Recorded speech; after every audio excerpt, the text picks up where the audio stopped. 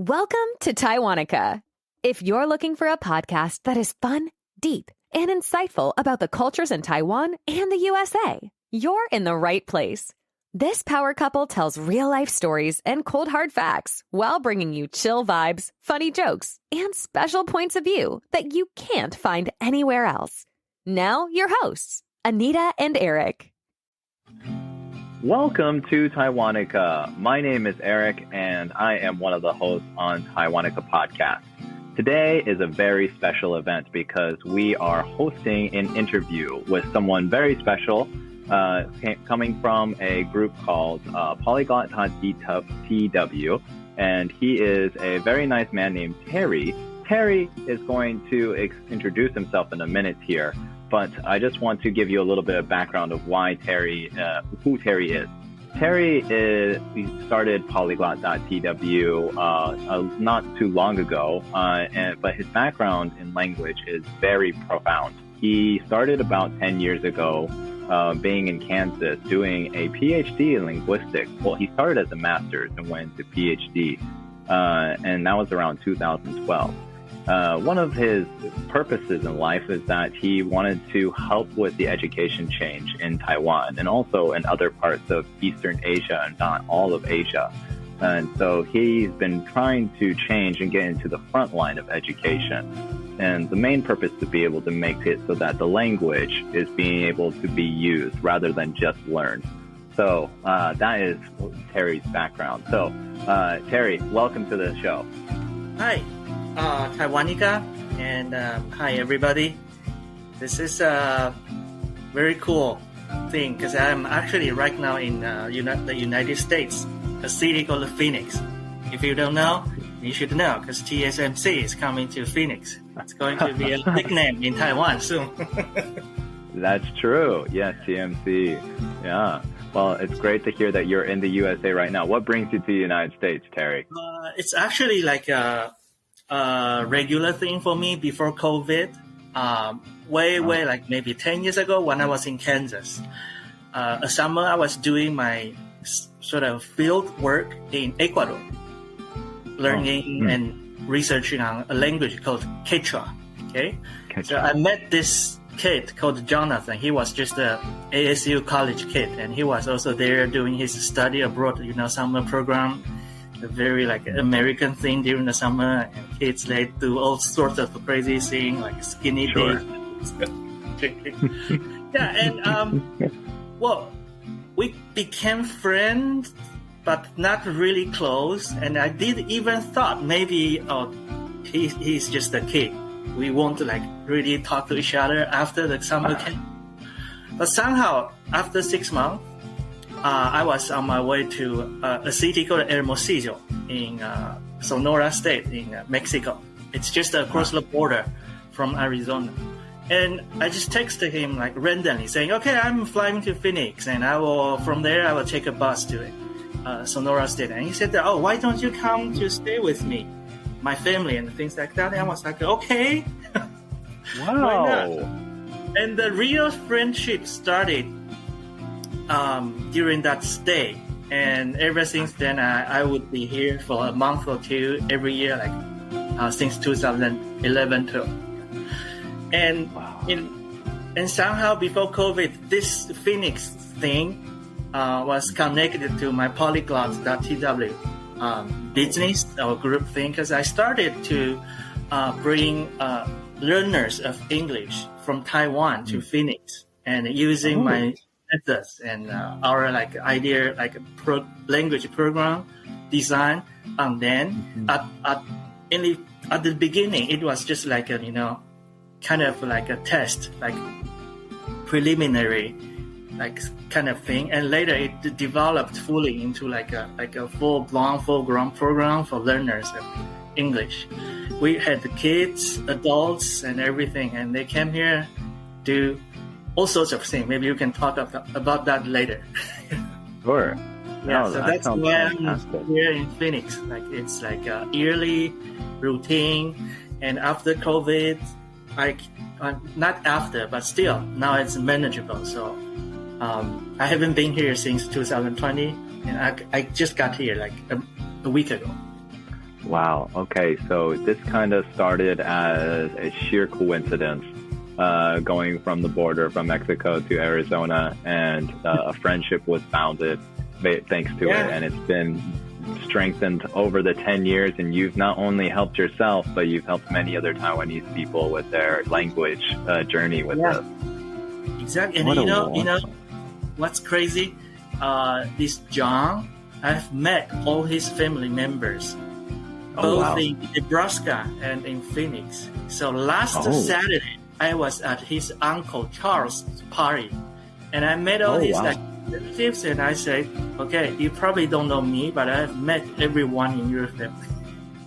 Oh my gosh. That's how close we are. And we have done so many road trips together. Wow. To Mississippi, to Pennsylvania. Wow. And stories, a lot of crazy stories. Yes, and you can thank this all to your diligence to be able to learn another language, right? Yeah, because it started with the program in Ecuador, right? I was there doing my field work on Quechua. On Quechua, yeah. Language that no one knows or nobody cares. Yeah, it's my first time hearing it. Okay, well, so it made it so that you were able to achieve something that normal Taiwanese people have to struggle with, which is to be able to expand in your language ability to make friendship and a bond that lasted all the way till now. So I must ask you, Terry, what is one of the language tips for learning a language that you would like to recommend to the listeners today? Yeah, for most people, the problem or the key is to understand that language is not a form of knowledge. So like a lot of people in Asia in general, they struggle with English or other languages because they treat languages as a form of knowledge that you have to study with. You have to attack it. Yes. But language is not a form of knowledge. It's more similar to sports like swimming, running, and juggling. So when you want to master a type of sport, and you have to keep practicing, not keep thinking, or not like designing a very devious way of like understanding a language. So the less brain power you use, the better you can speak the language you want to speak. Yes. So it's more of a muscle memory, right? Yeah, more of a muscle memory. So people first have to, if you struggle with language, you have to understand that this is not something that you deal with using your brain power, or like it has nothing to do with how smart you are. Nothing like it. So I think that's the first important thing to know for probably the majority of people in Taiwan and also in Asia. Yeah. So Terry, what is language to you then? What is the ultimate achievement that you get for learning language? At first it was more like a personal challenge, for myself, because I started to learn multiple languages seriously when I was in college. And at first I didn't know that I can use languages to make friends or meet people and having extraordinary experiences. Yeah. I was just thinking, okay, I sort of emulated two of my professors in college because they were all polyglots. And so I wanted to be like them. That was my idea. And I didn't even think about the use of languages and how to actually learn languages. So I just, sort of stick to that idea and tried many different methods. And some different methods. Yeah, many different methods. By trial and error. Some methods. Trial and error. Some methods don't, and that was the beginning. And gradually, it was actually after I spoke 5 or 6 languages fluently, I started to appreciate the language and started to think the use of language and everything and what it means to me. So now it's like it's not just a tool; it's part of me, and I can play with it. And I enjoy it the most when communication or bond is formed between me and my interlocutors, or like people who I talk to. So that's the best moment, I think, when you get your messages across and they get it in a foreign language. It's not only just a friendship, there's also a sense of achievement, like, okay, I did it.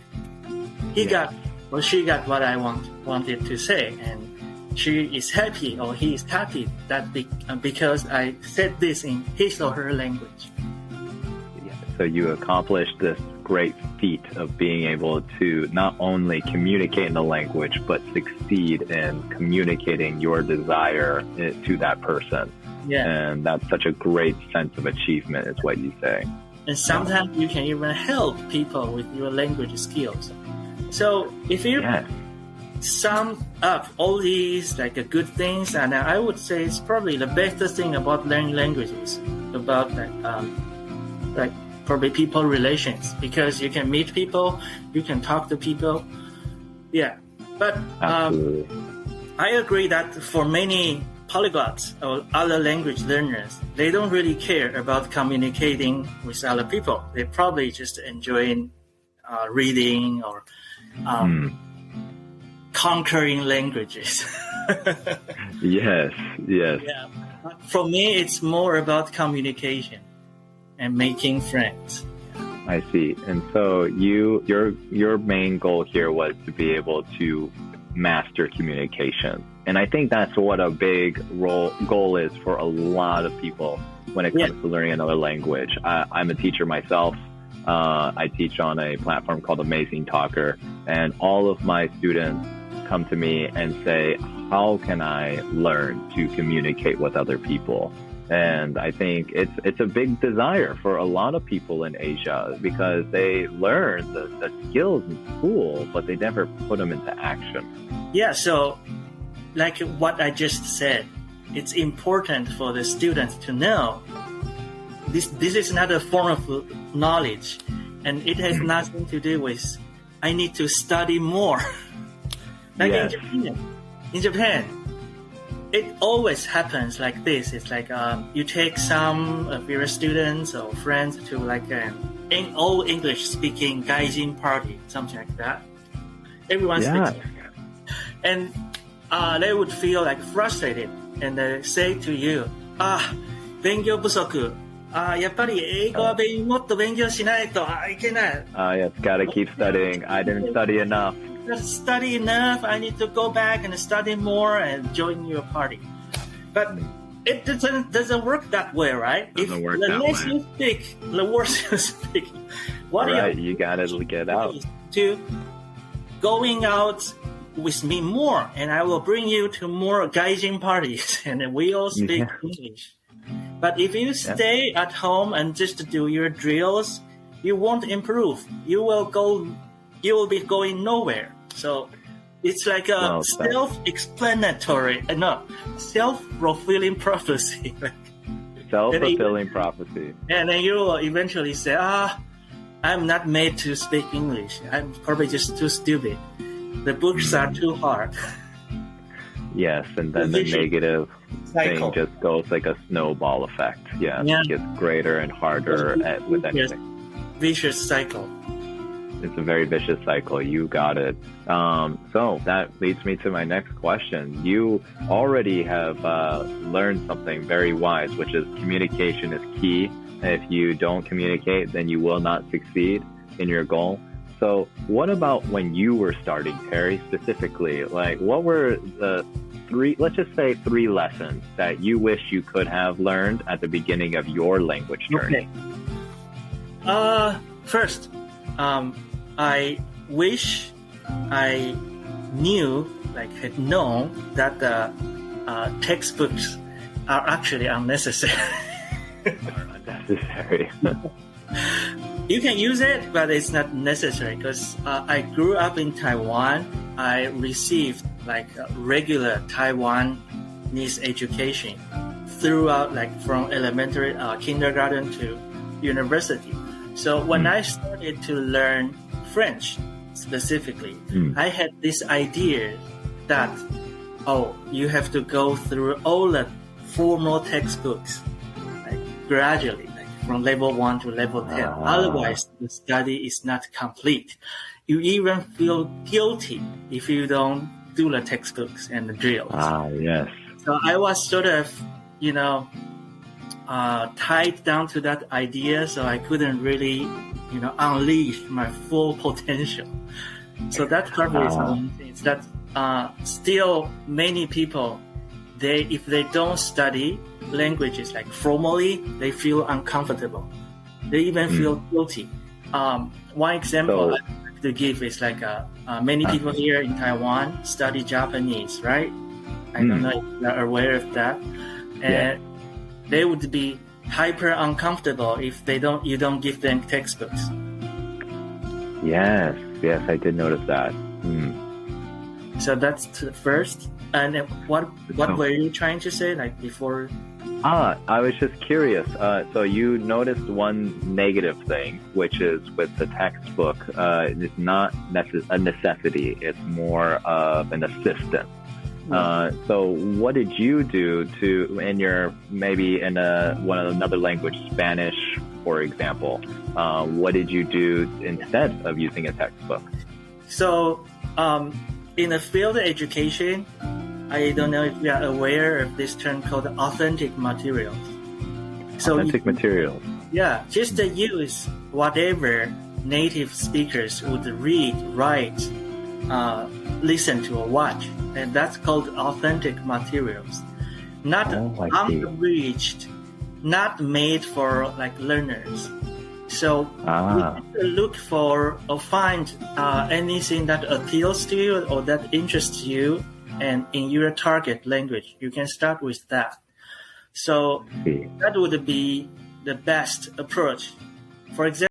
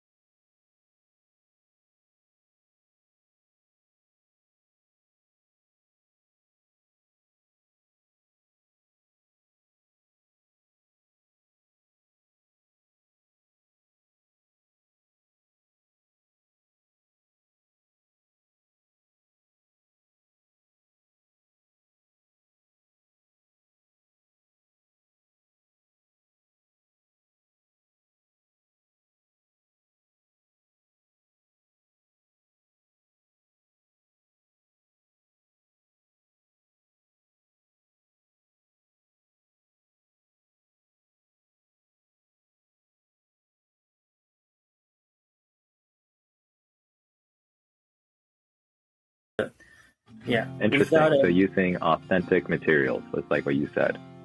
Yeah, and it doesn't have to be animes or like Japanese PC games. If you are interested in bettering your English and you like movies, absolutely, you watch a bunch of movies. Yeah, in Japanese, because that's what Japanese people would do. Yeah, that makes absolute sense.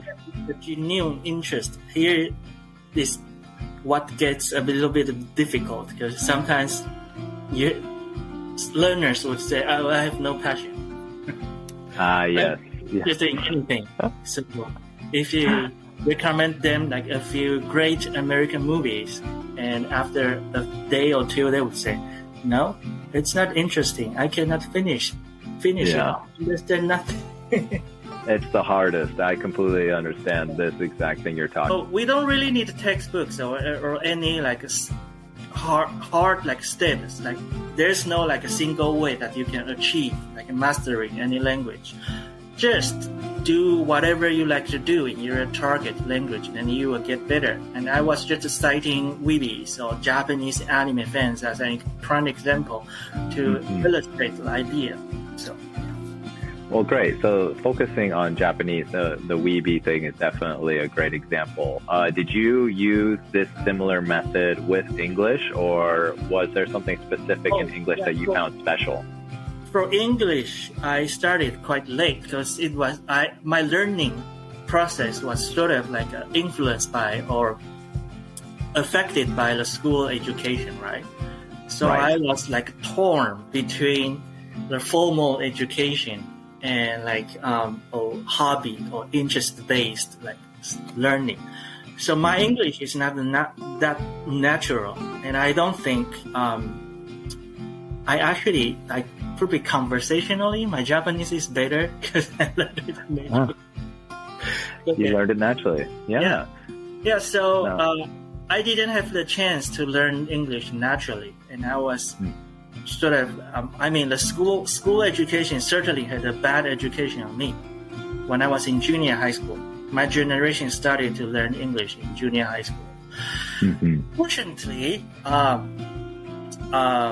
by myself, I did spend a lot of time playing games in English, and that's how I really got better. When I was in junior high school, that was back in 1997. Oh, wow. 1997. That was like 30 years ago. I was the first generation of internet user, and at the time I was still using modem. Oh, wow. To play what? Online games, MMORPG in the 90s. Yeah. At the time, English was the only language in the game. So I really wanted to play. So I started to, do a lot of research in English and try to talk to people and communicating.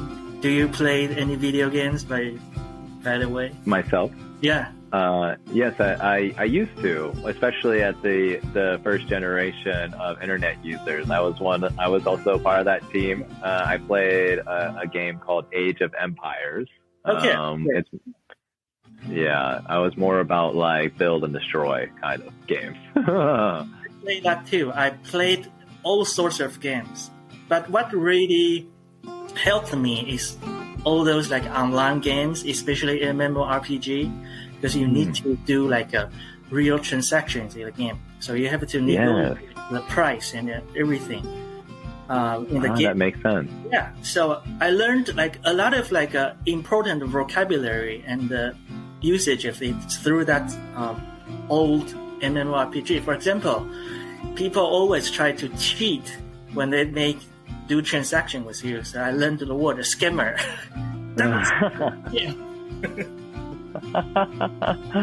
So yeah, that's a great example. You learned from not only by just using the language, but in a fun, interactive way. So by doing new things and being exposed to it, like you said, naturally.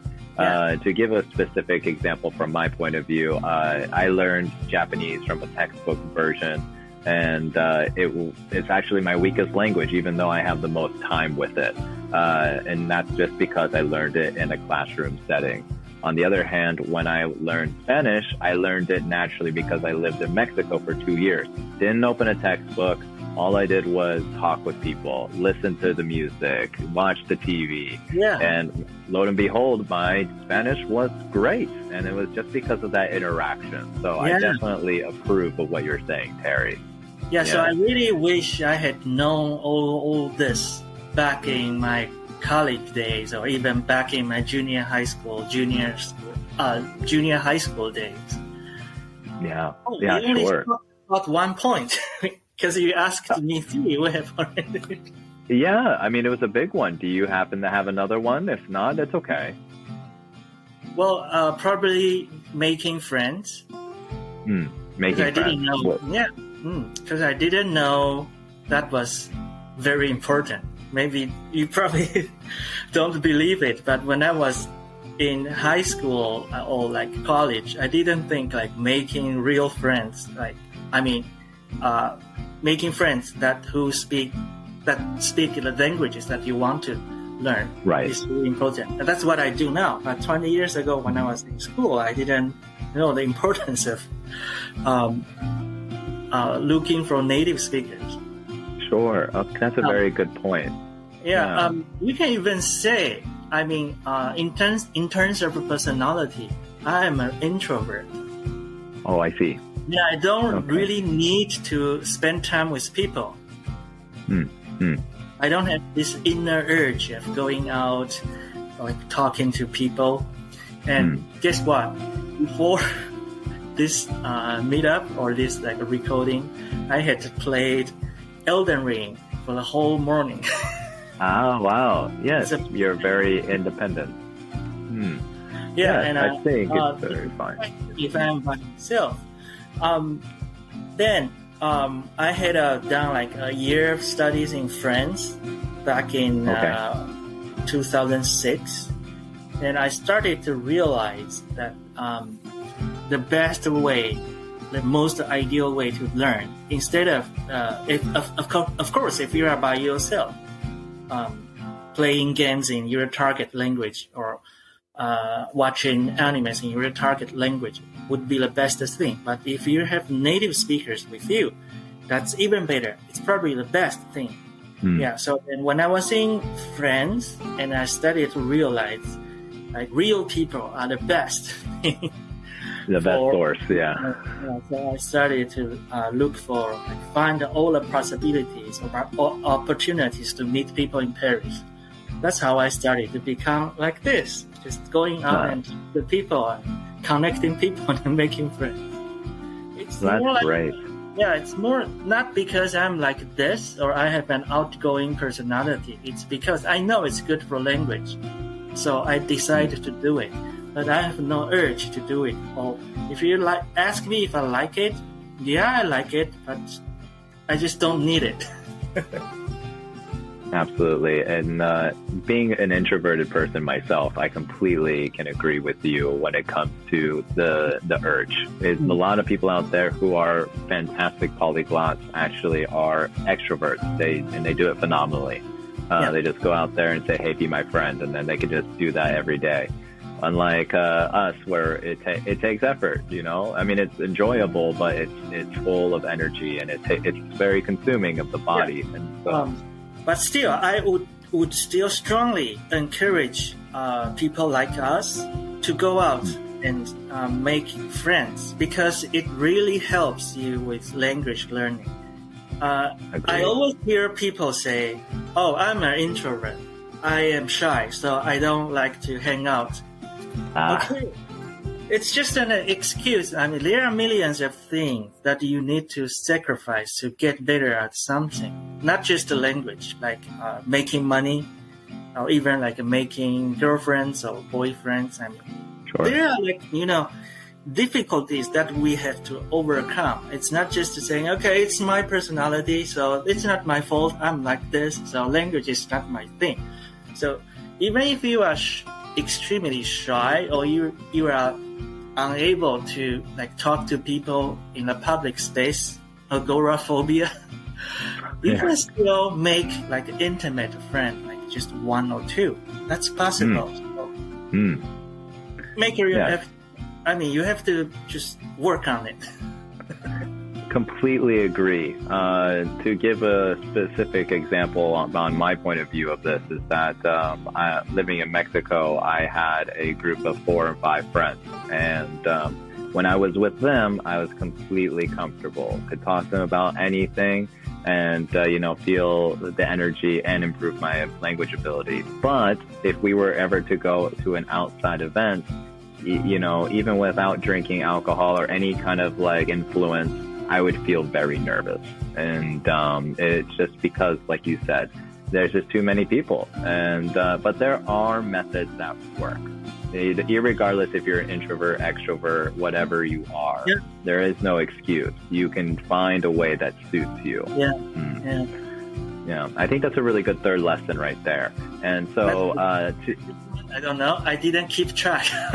yeah, I think it was just kind of snuck in there, which is great. I do have another question. It's not about language, though. It's more about culture.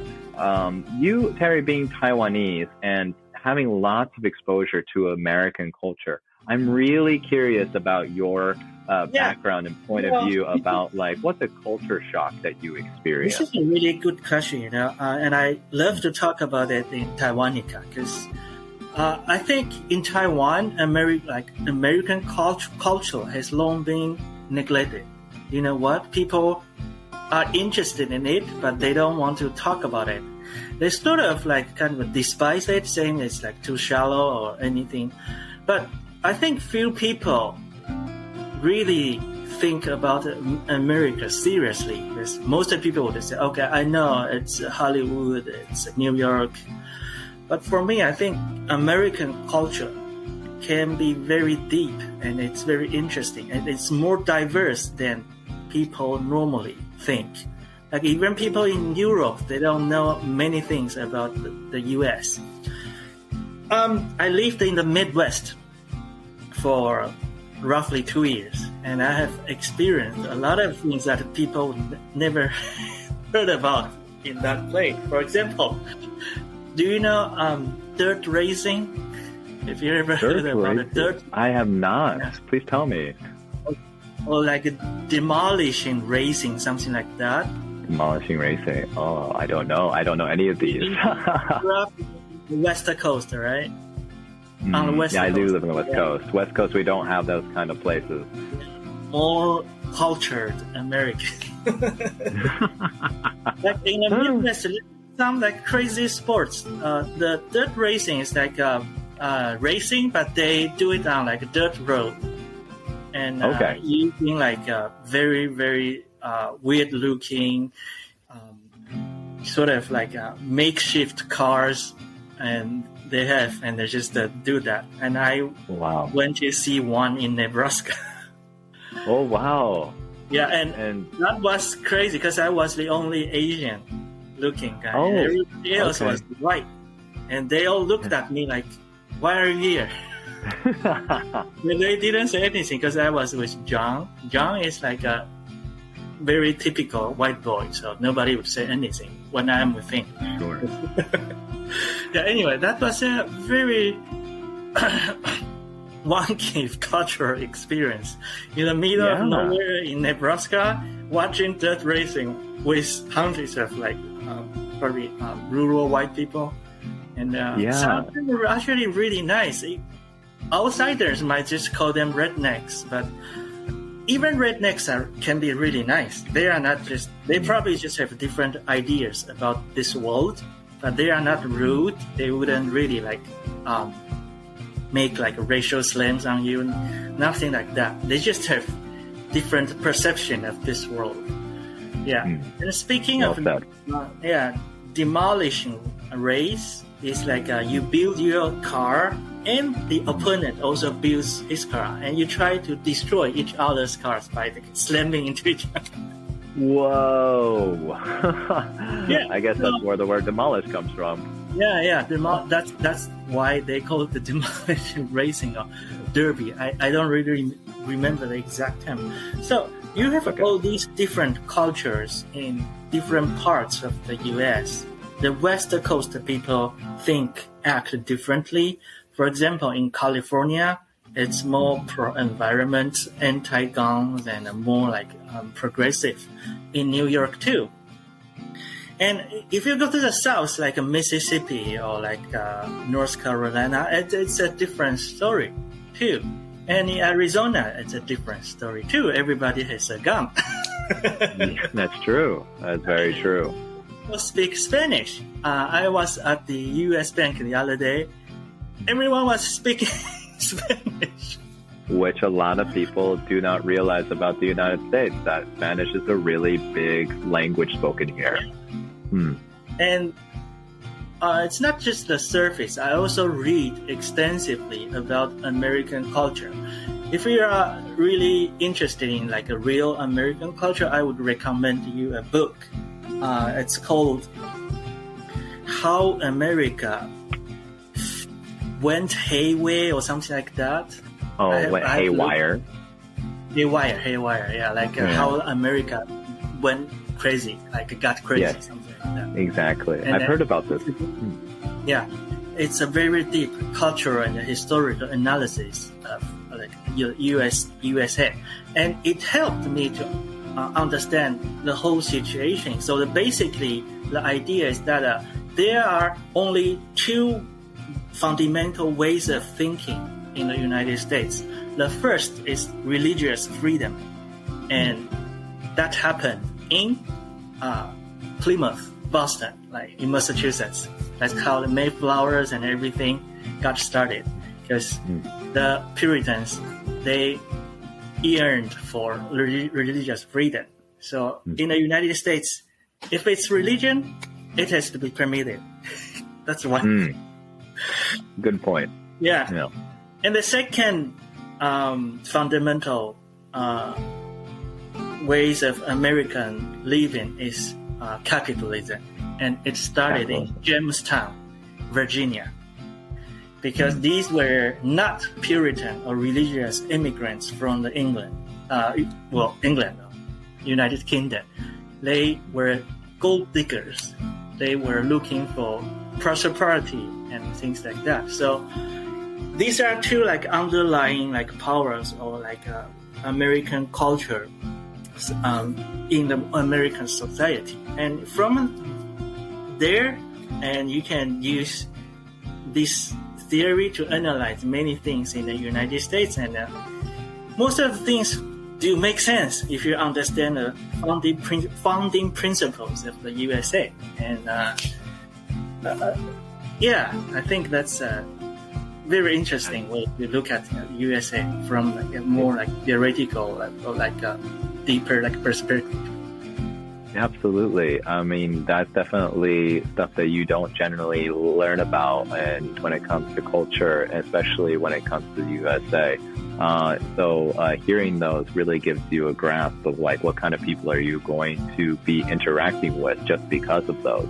And that cultural shock is definitely something that will open people's eyes that, wow, just even a little activity outside can be completely different from what I see at home.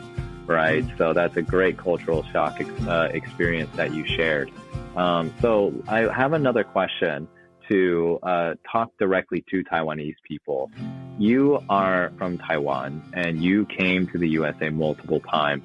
And there are a lot of Taiwanese people who want to do this, but they are intimidated by the process.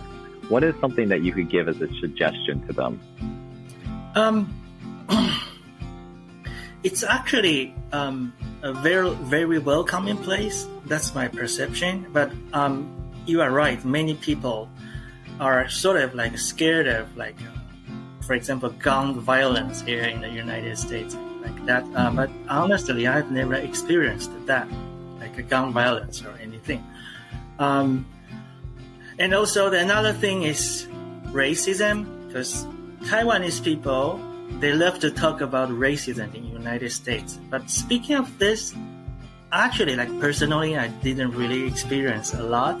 But sometimes you get like people yell at you, but it happens anywhere, right?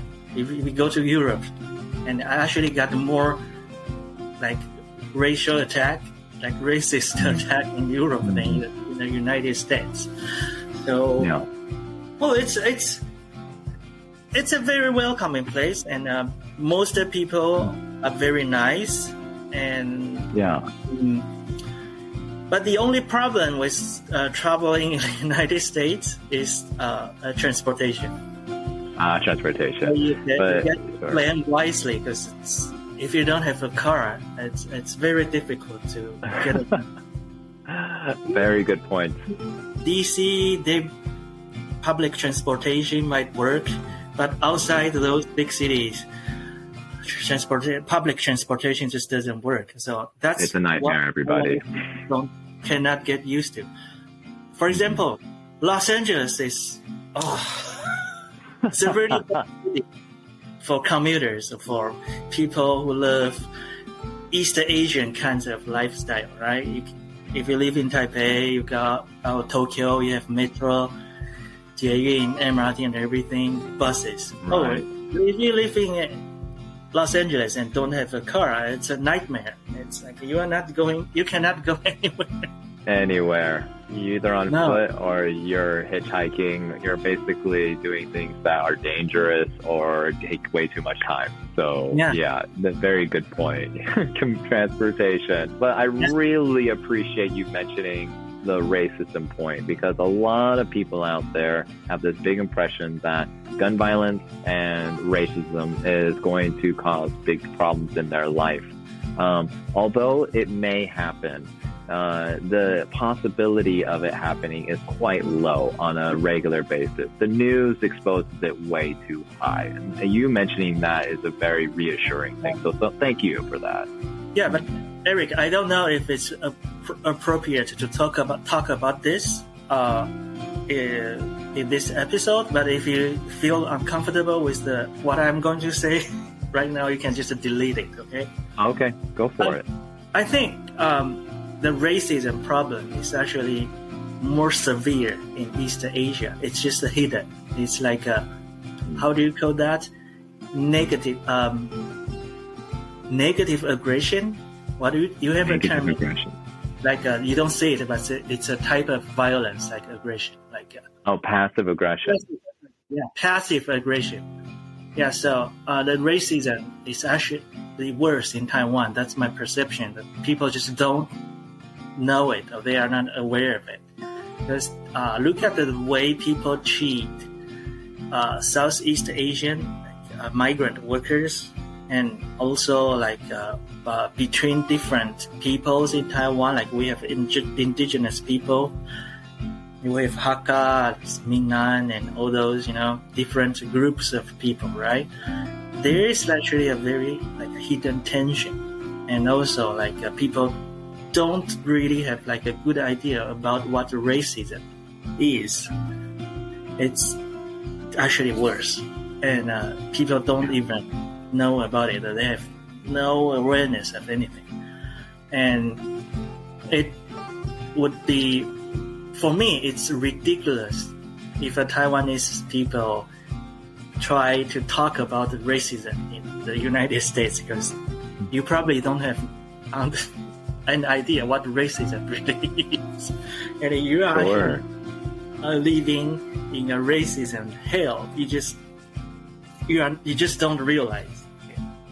And so this comes up to a very valuable question, which is, why is it that Taiwanese people are this way? Why is it that this passive aggression of racism been implemented into the culture? Do you have any thoughts? Yeah, I have a theory. Not just Taiwan, but look at all these East Asian countries, okay? South Korea, Japan, China, Taiwan. These countries are based on the modern or pre-modern ideas of one people, one nation, one language. So people with monolingual, monocultural background or ideology have hard time accepting people who are different from them. And I think that's the inherent problem in all these East Asian societies. Racism is actually rampant in Japan. I don't know if you are aware of it. It's like if you are a gaijin, then you are a gaijin. You are not Japanese. No matter what, segregated, yes. And South Korea too. So I think the fundamental problem is with this pre-modern or not post-modern, pre-modern. I don't know how the historians call it, but it's pre-modern idea of one nation, one language, one people idea. So people have they don't know how to deal with people with different ideas, languages, and culture. Whereas in the United States, at the beginning of the country, back in the 18th century, people know it's an immigrant society, and it's open to anybody. And everyone spoke different language. Even on the East Coast, Delaware was Swedish colony, and Florida was a Spanish colony. And you have French-speaking Quebec, just north of New York. So people were comfortable with the idea that people speak in different languages. So you have like slaves and everything. So even though it's still a problem in the United States, but people have lived it for like 300 years. So you guys are actually more experienced. Although sometimes it looks really bad, but things are not better in East Asia. It's just a passive aggression or passive racism, and you don't see it. But when you are a foreigner, or like a new immigrant, you live in a society, you would experience everything. Nobody just talks about it. So yeah. I think it's a very good point that you bring up here, and that is something that I think a lot of our listeners would be really interested in understanding, because for them, a day in Taiwan is just a normal life. They are completely surrounded by this idea that there are some problems that happen, and we are disconnected from foreigners, and it is the way it is, but we don't really know why. I think you really kind of touched the roots there just now. Terry. So yes, it's a very important point to bring up to the world, is that, these kind of cultures, although they are very beautiful and unique in their way, but they're also very adamant about change. And so in order to bring that change, we have to change the root, right? But the most interesting case is actually Taiwan, because if you look at Japan or South Korea, well, you can say they are ethnically like monolingual and monocultural, things like that. Correct. Taiwan is actually de facto multicultural and multilingual, right? Right. But why did I still call it a monocultural society? It was because people had been educated for more than 60 years under this one people, one nation, one cultural ideology under the post-Chiang Kai-shek Kuomintang government, right? I'm not here to criticize Chiang Kai-shek. I'm just saying it was a fact. It is what it is. Yeah, it's what happened. Everybody only spoke Mandarin, and everybody had to think that they are Chinese, even if you are an indigenous Taiwan man or people. Yeah. So the education made everyone living on the island of Taiwan think that they are Chinese. Right. So that's why, although we have many different languages, many group of people on island, most people in Taiwan still act as if they were growing up, or as if they had grown up in a monolingual, monoethnical society, like in Japan or in South Korea. So that's what makes Taiwan even more interesting.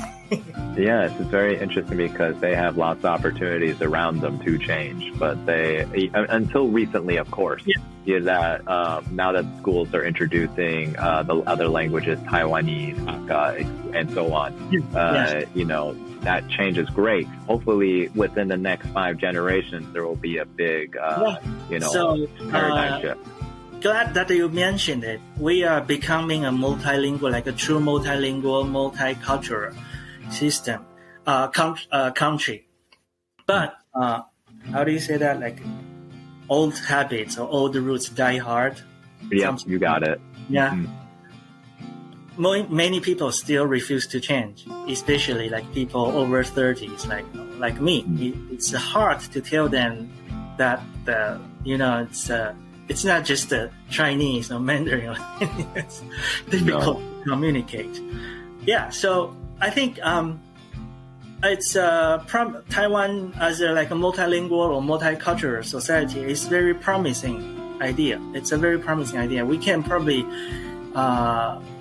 develop faster than Japan or South Korea because they are truly monolingual, and it would be hard for them to think differently. But now that in Taiwan we have all these indigenous language education and multicultural education, design and things like that, I think we will move faster than them, and we can change for better. Yeah. Yes, I agree. I think Taiwan has a very bright future ahead of them. Terry, thank you so much for your point of view. It was very enlightening, and I think our listeners today will have learned a lot from your perspective.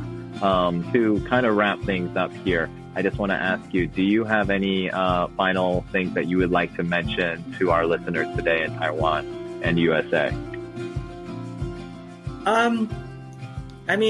For Taiwanese people, please visit USA and travel to different regions and understand different US cultures. It's actually very interesting, very deep.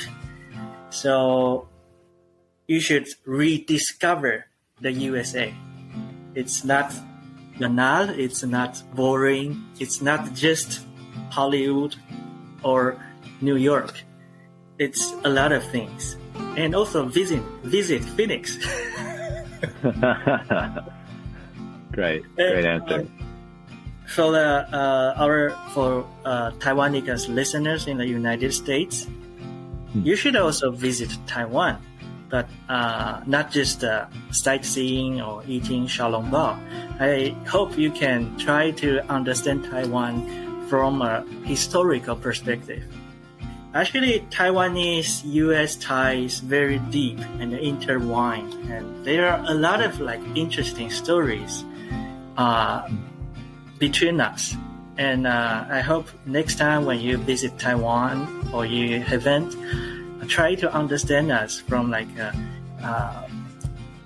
U.S.-Taiwan historical, a relationship perspective. It would make your Taiwan trip even more interesting. Okay. Absolutely. Message. Terry, thank you so much for this last message. It was great to have you on our podcast. And thanks so much for tuning in to Taiwanica. If you're enjoying the show, please feel free to rate, subscribe, and leave a review wherever you listen to your podcasts. That helps others find the show, and we greatly appreciate it. Thanks again for listening, and we'll catch you in the next episode.